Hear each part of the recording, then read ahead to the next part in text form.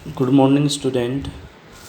आज हम BEd second year का सेकेंड यूनिट का जो टॉपिक हमने कल पढ़ा था विद्यालय, आज विद्यालय वाले टॉपिक को ही आज हम आगे पढ़ेंगे। तो कल हमने पढ़ा था विद्यालय, विद्यालय का अर्थ क्या होता है, विद्यालय की परिभाषाएं पढ़ी थी हमने टीपी नन के अनुसार और जॉन डीवी के अनुसार।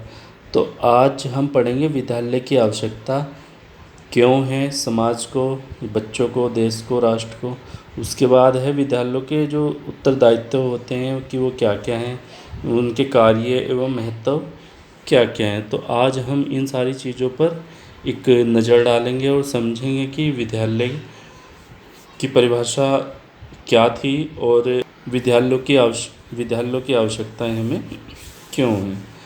देख लेते हैं विद्यालयों की आवश्यकता। तो अगर हम बात करें कि हमें विद्यालयों की आवश्यकता क्यों होती है, यानी कि जब हमारा बच्चा या किसी का भी बच्चा स्कूल में जाता है तो स्कूल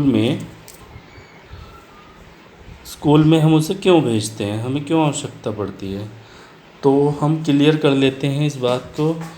नीड ऑफ स्कूल, विद्यालयों की आवश्यकता हमें इसलिए पड़ती है क्योंकि हम विद्यालय में अपने बच्चे को भेजकर या किसी भी बच्चे को भेजकर जो बालक का सर्वांगीण विकास होता है, वो सर्वांगीण विकास बालक का विद्यालय के अंतर्गत ही होता है। वो किसी भी प्रकार का, चाहे सर्वांगीण विकास कह लीजिए, चाहे उनका शारीरिक विकास कह लीजिए, मानसिक विकास कह लीजिए, सामाजिक विकास कह लीजिए, नैतिक चारित्रिक विकास, जो भी बच्चे का जितना भी विकास होगा वो सब विद्यालय के अंतर्गत ही होता है। इसलिए हमें विद्यालयों की आवश्यकता होती है। दूसरी बात ये भी कह लीजिए कि अगर हम विद्यालय को नहीं देखेंगे या विद्यालय नहीं होगा तो हम एक नया ज्ञान, नया कॉन्सेप्ट, नई अवधारणा प्राप्त नहीं कर सकते हैं। यदि हमें तकनीकी में आगे बढ़ना है, यदि हमें रिसर्च में आगे बढ़ना है, यदि हमें ये कह लीजिए नई नई खोज करनी है, नए नए आविष्कार करने हैं,